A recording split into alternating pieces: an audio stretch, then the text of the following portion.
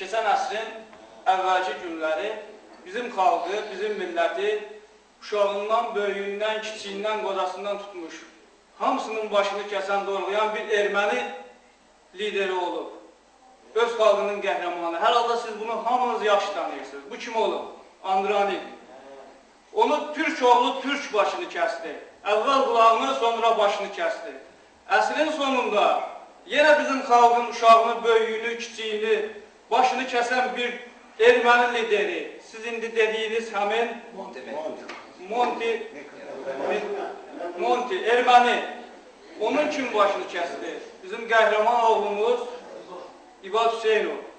Əgər o Türk başası indi məzardan qalxsa, onun əlindən, ətəyindən öpmək bizə düşərmi? Düşərmi? Onda icazə verin, sağkən İbad Hüseynovun bütün xalqın adından, bütün insanların adından, qəhrəman oğlanların adından əlindən öpün, diz söküm əlindən öpün.